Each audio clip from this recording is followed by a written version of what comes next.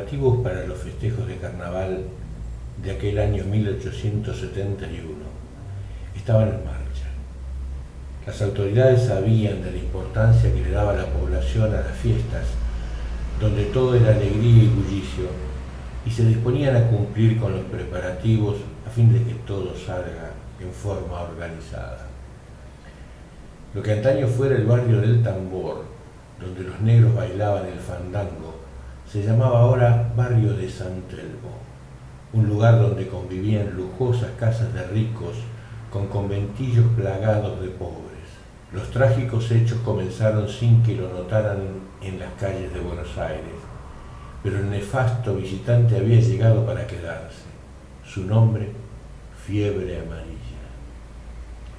La enfermedad irrumpió en un conventillo de San Telmo, como no podía ser de otra manera, como consecuencia del hacinamiento y la falta de cuidados sanitarios entre los más pobres. El 27 de enero de 1871 se conocieron en forma oficial 3 casos de vómito negro, todos ellos en el barrio de San Telmo. Sin embargo, la autoridad de la ciudad en esos momentos, don Narciso Martínez de Oz, negaba los hechos convencido que no era grave la situación y que todo estaba controlado. A pesar de la testarudez oficial, médicos de prestigio alertaban sobre la presencia de un brote epidémico. Especialistas como Luis Tamini, Santiago La Rosa y especialmente Leopoldo Montes de Oca pedían a gritos que se tomen medidas para poner obstáculos sanitarios a la dispersión inevitable de la enfermedad que traía la muerte segura. Las familias ricas comenzaron a retirarse a lugares más seguros y alejados. Llevaron muebles e hijos y los instalaron cerca del cementerio de la Recoleta, bien al norte de la ciudad. La fiebre amarilla no iba a rozar a la clase pudiente. Solo los negros e inmigrantes pobres se hallaron desamparados y expuestos a la muerte lenta. Los días pasaban y la maligna enfermedad avanzaba a pasos firmes por las calles de San Telmo. A fines de febrero, el doctor Eduardo Wilde anunció que se estaba en presencia de un brote febril y tomó la decisión de desalojar algunas manzanas. Los enfermos no debían estar en contacto con personas sanas, decían, porque si así fuera, sería una tragedia sanitaria. El carnaval estaba en su esplendor y la gente se divertía en las calles con los desfiles de comparsas. Todos armaban y desarmaban disfraces para lucirlos con gracia diversa, y bailaban, y reían, y cantaban al rey Momo. En casi todas las calles se organizaban bailes nocturnos, donde participaban pobres y ricos, se arrojaban harina o agua, y todo el mundo era feliz. Cuando los casos se multiplicaron y no quedó más remedio que aceptar la verdadera causa de tantas muertes, hasta el presidente Sarmiento se ocupó personalmente de apoyar a los sanitaristas para presentar batalla al mal. Pero las medidas fueron tardías. Muy mal parado quedó el comisionado Martínez de Oz por no haber atendido las medidas que Montes de Oca, Wilde y otros le habían sugerido y habían tildado de urgentes. Entre los múltiples enfermos se encontraba Romilda Caire, hija de Nidia Caire, quien era una negra descendiente de una esclava traída al puerto de Buenos Aires allá por el año 1770 y pico. Romilda era una niña de 8 años cuando contrajo la enfermedad. Su madre la había concebido una noche en la penumbra de la calle, en un escondrijo entre los fondos de la casa donde era la criada, con un negro atorrante, pero que tenía un cuerpazo que tentaba a las mujeres. Fue una locura, diría Nidia, sobre esa noche de pasión, pero el caso es que quedó preñada y al tiempo nació la bella Romilda. Madre e hija eran una sola cosa, unidas hasta el hartazgo. La jovencita tenía la piel de color marrón como el río de la Plata, con pestañas largas y ojos pícaros. La niña tenía un carácter alegre y pasaba el día saltando, bailando y cantando. además de molestar a su madre haciéndole cosquillas al pasar o revolviendo su pelo para luego salir corriendo muerta de risa. Pero durante la epidemia del 71, la pobre Romilda se agarró la peste y día tras día su salud se desmejoraba. Dijeron que la peste la habían traído los soldados que regresaban de la guerra con el Paraguay, pero sin dudas las condiciones generales de higiene no eran las mejores para poder contrarrestar la enfermedad. Cuando la epidemia estuvo en sus peores días, las personas morían sin que las haya podido asistir un médico, pues estos no daban abasto para ver a los enfermos. En las calles no se veía a nadie, los negocios estaban cerrados y los que podían y tenían el dinero huían hacia el norte de la ciudad. Mientras tanto los negros, los inmigrantes y los soldados se refugiaban en la oscuridad de las casas, rogando que no los tocara la helada mano de la muerte. Finalmente, las autoridades tuvieron que aceptar la tragedia ante el aumento de los muertos y decidieron tomar medidas. Pero en realidad, ni los doctores sabían muy bien las causas de la epidemia y, en principio, pensaron que se debía al hacinamiento en el que vivía la gente pobre del sur de la ciudad. Entonces desalojaron los conventillos y dejaron a las personas en la calle, y cuando observaron la falta de higiene en el que vivían, decidieron quemar todas sus pertenencias, pero claro, no lograban detener la enfermedad y empeoraban la situación de cientos de enfermos. La gente moría en las calles. Romilda fue la primera en enfermar, pero su madre murió primero. Ambas se iban consumiendo por la fiebre y supieron por qué se llamaba la enfermedad del vómito negro. Nadie las ayudaba porque nadie podía hacerlo. Alguna mano desconocida les acercaba un jarro con agua que compartían hasta la tarde en que Nidia dejó de respirar y quedó con los ojos mirando el cielo. Romilda ya no podía con su arma, pero le cerró los ojos mientras lloriqueó un poco, aunque no tenía fuerzas ni para llorar. La joven morena se durmió consciente de que su madre yacía a su lado sin vida, pero nada podía hacer. 3 días y sus noches pasaron y la niña no se moría, hasta que Dios le concedió la gracia y poco a poco fue entrando en un sopor hasta que dejó de respirar. Pero aquí no termina la historia de Romilda, la pobre niña negra que murió entre las grises paredes de una pieza de mala muerte. Por alguna extraña y desconocida razón, quizás por su desgracia o por su soledad, ¿quién puede saberlo? El espíritu de la negra continuó en esa casa de San Telmo por muchos años. Si bien las autoridades sanitarias mandaron a retirar los cuerpos y los envolvieron en trapos porque no había ataúdes para todos, nadie pudo retirar su alma blanca, porque había sido una buena niña. El espíritu de la muerta había decidido quedarse en la casa, el por qué no lo sabemos, pero los sucesivos moradores de la vivienda solían asustarse al escuchar por las noches la voz de una niña que cantaba y recorría la casa bailando y haciendo retumbar sus pequeños pies en el descascarado piso. La pequeña casa de San Telmo, donde padecieron la peste Nidia y su hija Romilda Caire, cambiaba de moradores todo el tiempo. Llegaban, pagaban la renta y a los 2 o 3 meses algo surgía que debían cambiar de destino. Parecía que la causa era la escasez de metálico para la renta, pero es probable que hubiera otros motivos. Comenzaron a llamarla la casa de la niña, aunque en ella vivieran parejas sin hijos o trabajadores del puerto o viejos solos y enfermos. Para todos los habitantes de San Telmo era la casa de la niña, pues muchos recordaban a Nidia y a la dulce Romilda, y bien sabían que la pobre niña había sufrido su agonía abrazada al cadáver de su madre. No era el mayor de los horrores de la época en que la peste arrasó la población pobre del sur de Buenos Aires, pero quizás la ternura que generaba la soledad última de Romilda no permitía su olvido. El caso es que llegaron a la casa nuevos moradores: Celestina Pizzi, Ricardo Velázquez y su pequeño hijo de unos 7 años de edad y que, según decían, había aprendido a leer y a escribir en forma precoz, lo que evidenciaba su capacidad para las tareas de la inteligencia.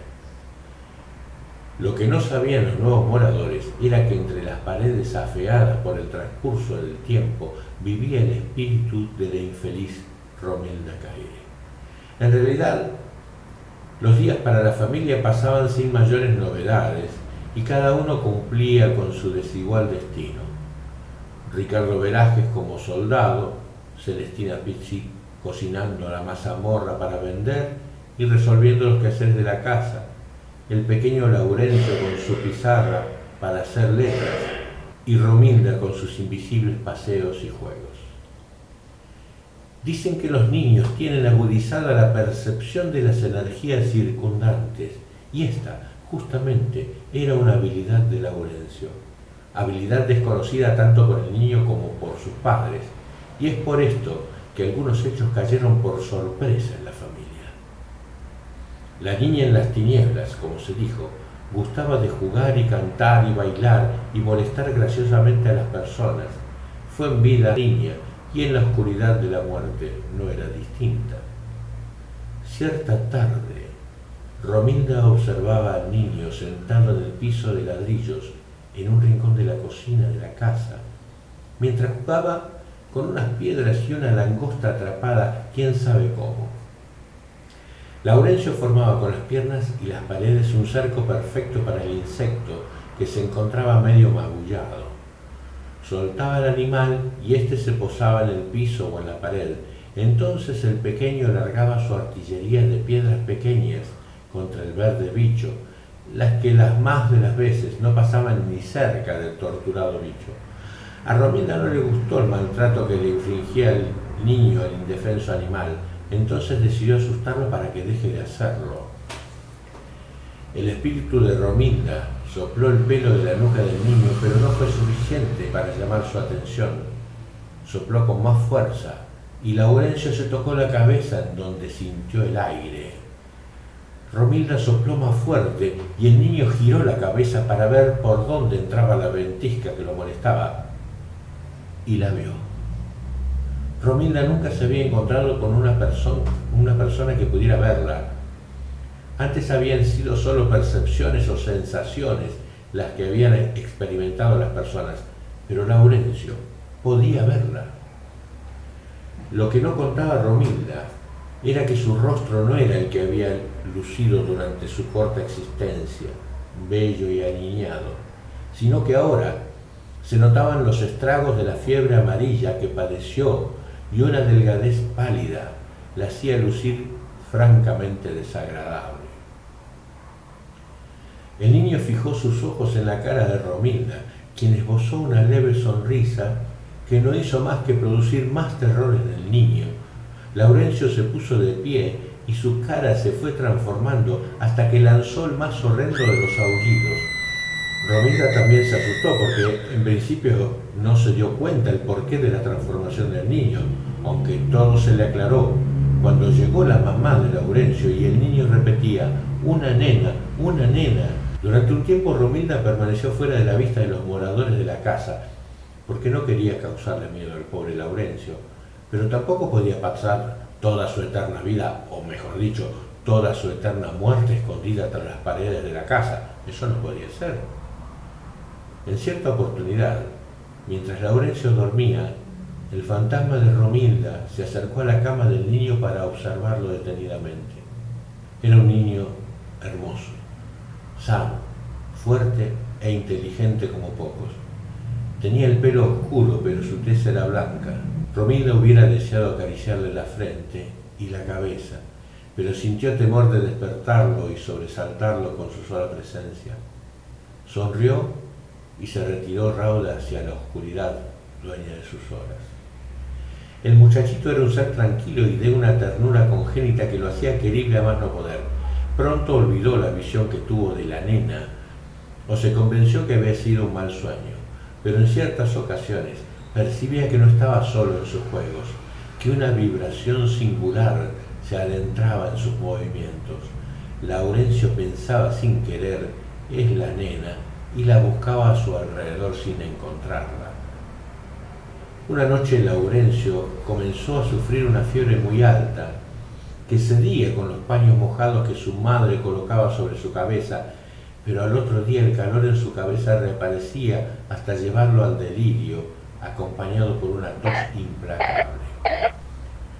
El médico le realizó unas ventosas y le obligó a beber un tónico para los pulmones de sabor agradable, diagnosticando pleuresía. La enfermedad maltrataba al pobre niño con dolores en el pecho y el decaimiento general lo hacía lucir como planta de perejil asoleada, según el decir de su preocupada madre. Romilda había dejado de pasear por la casa y había instalado su cuerpo invisible en el dormitorio de Laurencio. Entonces eran 3 los que pasaban la noche: el niño enfermo, su cansada madre y el fantasma de Romilda. En esas noches, cuando Laurencio se dormía por el agotamiento, el espíritu se recostaba en la cama junto al niño y le susurraba una canción que había aprendido de Nidia, su madre.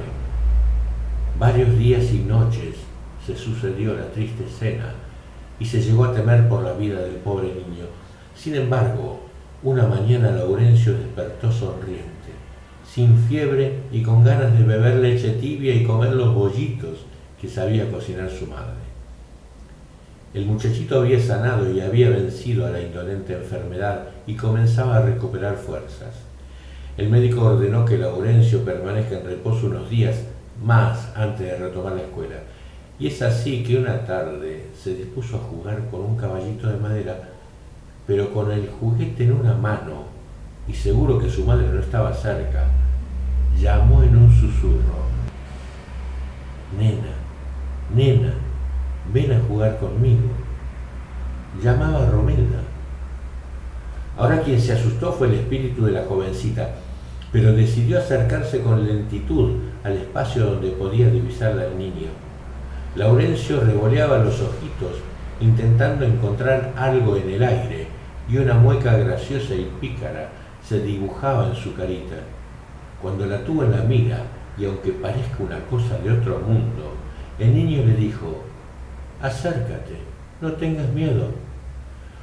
Cosa rara, pero el que debía temer era el que asusaba al fantasma a acercarse.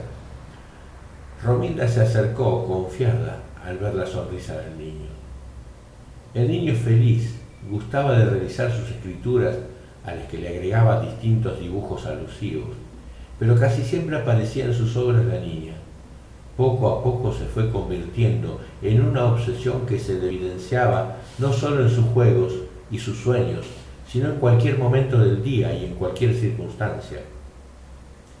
Por ejemplo, cuando tomaba su sopa tibia, su madre comenzó a observar que llenaba la cuchara y la ofrecía con firmeza hacia la nada justo enfrente de él, como si hubiera alguien deseoso de probar el delicado alimento.